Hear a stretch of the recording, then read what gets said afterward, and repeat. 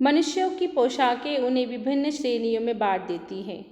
प्रायः पोशाक ही समाज में मनुष्य का अधिकार और उसका दर्जा निश्चित करती है। वो हमारे लिए अनेक बंद दरवाजे खोल देती है, परंतु कभी ऐसी भी परिस्थिति आ जाती है कि हम ज़रा नीचे झुककर समाज की निचली श्रेणियों की अनुभूति को समझना चाहते हैं। देखो, ये यशपाल जी कहते हैं कि जो मनुष्य के कॉस्ट्यूम यानी पोशाक है वो उनको अलग अलग श्रेणियों में बांट देती है।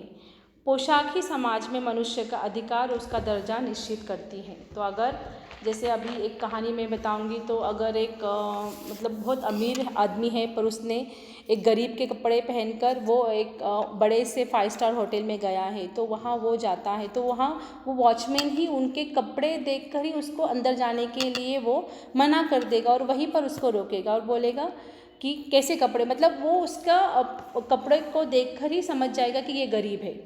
पर वो जो गरीब है पर अंदर का इंसान अमीर है वो नहीं देखेगा। तो वो यही ये उदाहरण से आपको मैं एक उदाहरण समझाना चाहती हूँ कि पोशाक ही लोगों के मतलब समाज में रहने के लोगों की जो नज़र होती है पोशाक के ज़रिए हम मानते हैं कि बाबा ये अमीर है या गरीब है। ठीक है, तो यहाँ उनका निश्चित दर्जा निश्चित करती है। तो जो यशपाल है ये भी वही समझते हैं।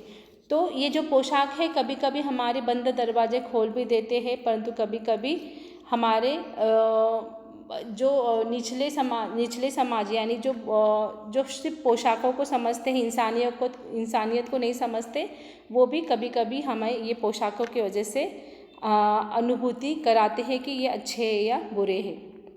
उस समय यह पोशाक की बंधन और अड़चन बन जाती है। जैसे वायु की लहरें कटी हुई पतंग को सहसा भूमि पर नहीं गिरा देती, उस तरह से खास परिस्थितियों में हमारी पोशाक हमें झुक सकने से रोक सकती हैं। बाजार फुटपाथ पर कुछ तरबूजे डालिया में कुछ ज़मीन पर बिक्री के लिए रखे जान पड़ते थे। तो ऐसी ही जो पोशाक हैं वो हमारे जीवन के लिए, जीने के लिए कभी कभी अड़चन भी बन जाती हैं, कभी कभी अच्छी भी अनुभव देती हैं। तो एक दिन ऐसे ही बाज़ार में फुटपाथ पर एक खरबूजे बेचते हुए एक औरत वहाँ यशपाल जी को जान पड़ी।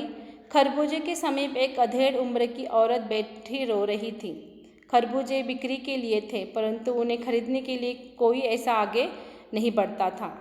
खरबूजों को बेचने वाली तो कपड़े से मुंह छिपाए, सिर को घुटना रखे फक फक कर रो रही थी। तो ऐसे यशपाल जी बाजार से गुजर रहे थे, तो वहाँ एक खरबूजे बेचने वाली औरत बैठी थी और वो एक तरफ खरबूजे की टोकरी रखी थी और एक तरफ खुद अपने मुंह को अपने पैरों के अंदर छुपाए फूट फूट कर रो रही थी। पड़ोस की दुकान के तख्तों पर बैठे या बाजार में खड़े लोग घृणा से उस स्त्री को के संबंध में बातें कर रहे थे। उस स्त्री का रोना देखकर मन में एक व्यथा सी उठी, पर उसके रोने का कारण जानने का उपाय क्या था। फुटपाथ पर उसके समीप बैठ सकने की में मेरी पोशाक की व्यवधान बढ़ खड़ी हो गई। एक आदमी ने घृणा से एक तरफ मुंह थूकते हुए कहा, क्या ज़माना आया है, जवान लड़के को मेरे पूरा दिन नहीं बीता और ये बेहया दुकान लगाकर बैठी हैं। देखो, अभी यशपाल जी वो देख रहे थे, वो वहाँ वो किसी को पूछ भी नहीं सकते थे कि क्या हुआ इस औरत को, ये ऐसे क्यों रो रही हैं। तभी अचानक एक आदमी आया और वो मतलब एक तरफ थूकते हुए वो कहने लगा कि क्या ज़माना आया है, अपने बेटे को एक दिन भी नहीं बीता मरे हुए और ये दुकान लगाकर बैठी है। उसके बाद दूसरा आदमी वहाँ दाढ़ी खुजाते हुए आया और वो कहने लगा, अरे जैसी नीयत होती है अल्लाह वैसी ही बरकत देता है। तो दूसरा आदमी अपने वहाँ से गुजर रहा था, वो बोलने लगा कि अपनी दाढ़ी खुजाते बोलने लगा कि जैसी नीयत होती है अल्लाह वैसी उनको बरकत देती है।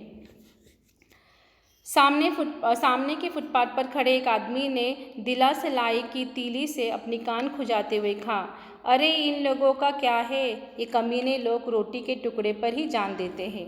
इनके लिए बेटा बेटी खसम लुगाई धर्म ईसाई सब रोटी का टुकड़ा है। यानी अभी एक तीसरा आदमी आता है और वो अपने दिया सलाई यानी नहीं क्या जो माचिस की तीली, माचिस की लकड़ी होती है उससे अपने कान खुजाते हुए आता है और फिर वो बोलता है कि अरे इन लोगों का क्या है, इनका कोई ईमान नहीं होता है, ये रोटी को ही अपना ईमान समझते हैं और इनके लिए ना बेटा बेटी है, ना रस्म खसम है, यानी कोई रस्म नहीं होती है, धर्म नहीं होता है, ये सिर्फ अपने रोटी के टुकड़े को ही धर्म मानते हैं।